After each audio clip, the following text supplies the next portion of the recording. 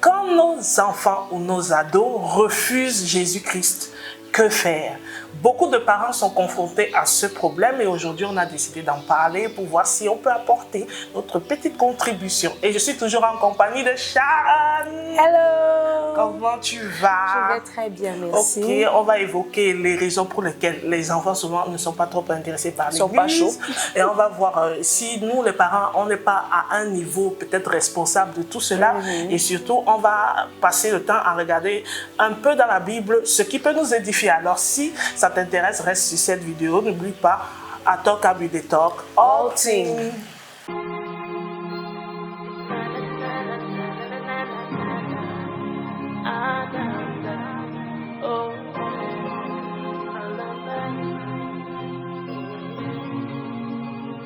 Il m'est arrivé de sortir souvent la nuit et de croiser beaucoup de frères et de sœurs dans des endroits pas très nets. Oui, tu vas me demander Tu partais faire quoi là-bas? C'est ça que moi je veux comprendre. Les ça endroits arrive, pas très ça nets, arrive. là. Mais maintenant, on me chasse. Même les membres de ma famille refusent que je sorte. Maintenant, on m'a enfermé à la maison. Je ne bouge plus, il n'y a pas de problème. Bonjour la consécration. Mais, attendez, les parents, vous pensez quoi? On est dans la modernité. Pourquoi vos enfants commencent à ne plus aimer Jésus? Mais parce qu'ils trouvent qu'il y a un décalage entre l'église et ce que le monde apporte. On est un peu dans ce que l'enfant prodigue a ressenti. Tu es chez le père, c'est les mêmes trucs. Tu t'ennuies. On te dit que là-bas, ça bouge. Tu vois les clips vidéo et les médias n'ont pas aidé. Les médias n'ont pas aidé. Vos enfants sont tous les jours devant les télévisions à voir comment dans le monde on se tatoue. Dans le monde on porte des habits cool. Dans le monde, et toi, il arrive à l'église et il voit que là-bas, c'est pas fun. Et du coup, avec l'âge de l'adolescence qui veut du nouveau, du neuf, l'enfant apprend à se découvrir, il découvre le monde d'une autre façon, il devient un homme, elle devient une femme.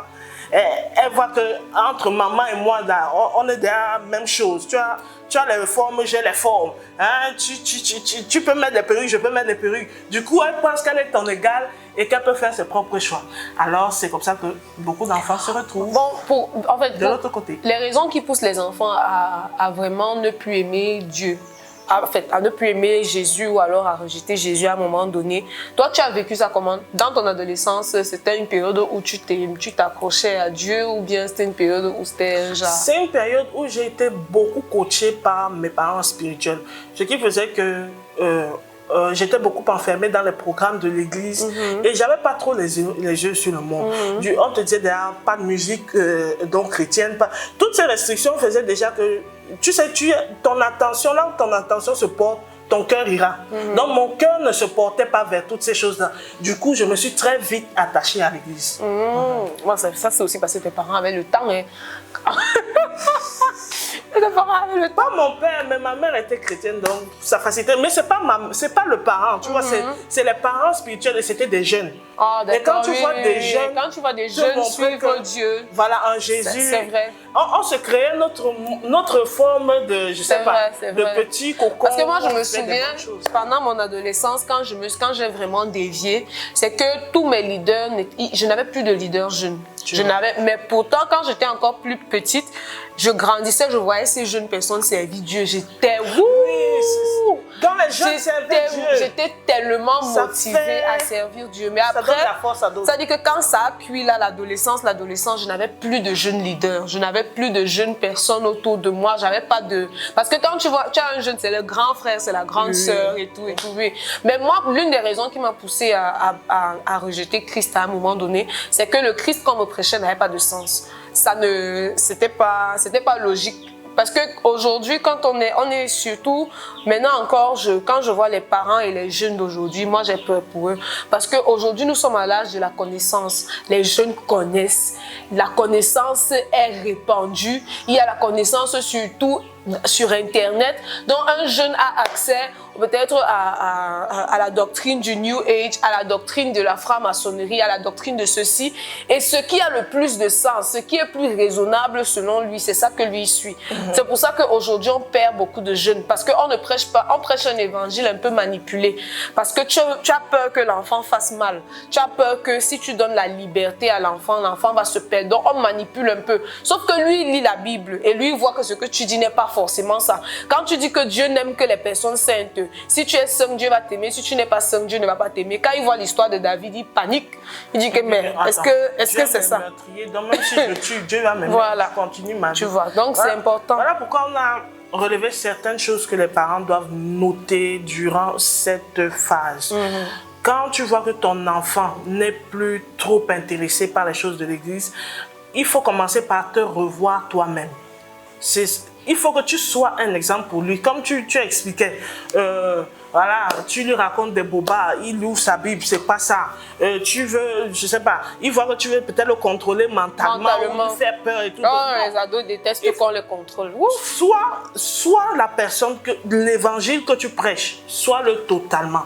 Il faut que quand il te voit, il voit quelqu'un de patient, il voit quelqu'un de joyeux, il voit quelqu'un d'épanoui, il voit quelqu'un d'intègre. Dans tout ce que tu fais, quand il entend même les gens parler de ses parents, il comprend que non, c'est des gens vraiment, même s'il est dehors, il connaît que mes parents, eux, ils ne peuvent pas faire ça. Ils ne peuvent pas voler, ils ne peuvent pas mentir, ils ne peuvent pas... Parce que tu incarnes Christ pour eux. Et c'est la première chose que les enfants veulent voir. Et aussi, comme tu as dit, beaucoup de patience pendant cet âge-là, pendant cette période, parce que les jeunes veulent être compris. C'est-à-dire que quand tu commences à te découvrir, tu ne te comprends déjà pas. Et donc, tu as besoin de quelqu'un qui te comprend. Donc, parfois, il faut l'écouter. Il faut beaucoup écouter. Il faut beaucoup essayer de passer du temps avec lui dans des activités qui vont l'intéresser lui, pas les activités qui t'intéressent toi. Donc, tu amènes l'enfant à s'ouvrir à toi, pas pour le condamner, parce que dès que les enfants s'ouvrent et qu'on les condamne, on les juge, ils se referment. Et que quand tu dis peut-être ce que tu veux, et on te dit que non, ça veut dire que tu es mauvais. Non, c'est-à-dire que automatiquement, tu as perdu l'enfant.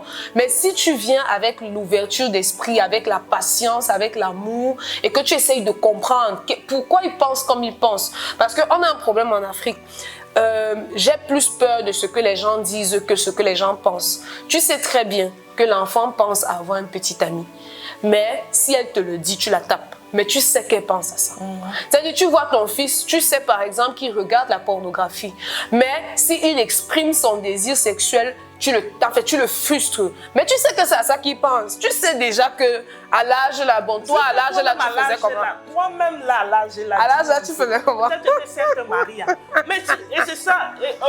J'ai aimé aussi dans l'histoire de l'enfant prodigue, c'est le fait qu'il a décidé d'aller dans le monde. Et si c'est Dieu, Dieu se représente dans cette image-là. Dieu l'a laissé. Ça m'a étonné. C'est grave. Nous, ce qu'on fait d'habitude, c'est qu'on veut retenir l'enfant. Et finalement, quand tu retiens la personne, c'est comme si tu veux me commander. Ça veut dire que vraiment, il y a quelque chose de bon que tu veux retenir. Il y a d'autres qui voient ça. Pourquoi elle m'empêche? Alors qu'elle-même jeune, elle a sûrement fait son temps. Et tout. Ça rebelle même encore plus. Il a dit non, papa, même si ça avait l'argent, prends, va. Et quand il est parti, mais la force de ce père, c'est qu'il est resté en prière. Chaque jour, la Bible dit chaque jour, il attendait son fils. Donc il était sûr qu'il va revenir. Donc il croyait en sa prière qu'il ira et il verra qu'il n'y a rien de bon là-bas. Et un jour, il reportera ses clics et ses claques et il reviendra dans la maison. Est-ce que ça ne s'est pas passé? Ça s'est produit. Mais tous les clashs qu'ils font, après peut-être on se blesse dans les paroles, on se blesse, je ne sais pas, par des attitudes. L'enfant part en froid et même l'envie de revenir, il n'y a pas, parce que déjà même la cassure n'a pas été bonne. Tu vois, je suis partie en insultant mes parents. Il y a des filles qui ont fait ça, elles ont quitté la maison, porté les affaires, aller chez un garçon. Vraiment, la situation était catastrophique. Maintenant, le jour où ça ne va pas, elle a même honte. Elle a peur. Souvent, même l'enfant reste mourir dehors à cause de la façon dont les choses se sont passées. Sois un parent sage. Si tu as confiance que Jésus peut ramener cet enfant, c'est pas toi de l'enfant là en bonté. Et la Bible dit que tout ce qui n'est pas fruit, la version anglaise dit whatsoever is not of faith is sin. Parce que beaucoup de fois on discipline nos enfants par peur, pas par foi, pas par amour. Parce que tout ce qu'on ne fait pas dans l'amour, en fait, automatiquement c'est biaisé.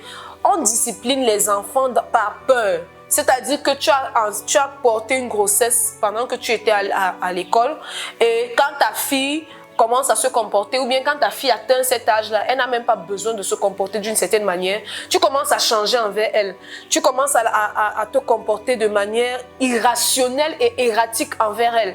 Moi, j'ai beaucoup vécu ça avec certaines de mes camarades, et toutes c'était des filles dont les mamans ont eu, en fait, elles sont tombées enceintes très jeunes. Donc, la fille ne fait même rien. Elle ne fait rien. Et la mère les a finalement poussés à faire. Donc avec tout ça, avec la correction publique, avec l'humiliation devant les camarades, elle avait quand même les chauds. Elle sortait quand même avec les chauds. C'était toujours les premières à perdre leur virginité. Juste parce que la mère a créé une atmosphère qui les a vus de terreur. Et elles se sont dit, mais attends, peut-être qu'il faut que je sorte pour aller guetter ce qu'il y a dehors. Donc, disciplinons, ça c'est vraiment quelque chose que j'aimerais qu'on sache. Disciplinons nos enfants, pas par crainte. À chaque fois que tu veux discipliner ton enfant, par peur. À chaque fois que tu veux agir vis-à-vis de ton enfant, par peur. Sache que ça ne va produire aucun fruit. Travaille avec ton enfant, discipline ton enfant dans l'amour et dans la foi. Parce que déjà, tu ne peux pas. Tu sais que tout le monde a une camarade dont les parents étaient hyper stricts, mais qui faisait des choses qu'on n'imagine pas. Tout le monde a connu ce camarade-là ou cette camarade.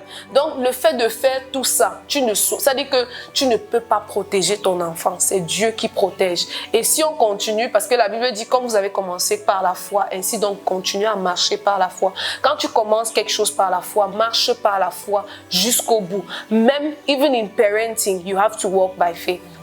Donc, vous voyez, l'amour couvre une multitude de fautes. Notre Père d'abord qui nous supporte, c'est Dieu et il est plein d'amour. Donc, démontrer beaucoup. Le combat est rude. On en parle, mais ce n'est pas facile. De voir son enfant dans la drogue, de voir son enfant dans la délinquance. Mais Jésus est capable de ramener n'importe lequel des enfants dans n'importe laquelle des situations. Nous avons tous foi. Donc, on attend en commentaire ce que vous pensez, comment on peut ramener nos frères et nos sœurs dans la maison de Dieu. Surtout, conseiller les parents qui sont souvent butés à ce genre de problèmes très compliqués. Alors, vous savez, on a parlé de ça. Donc, see you next time.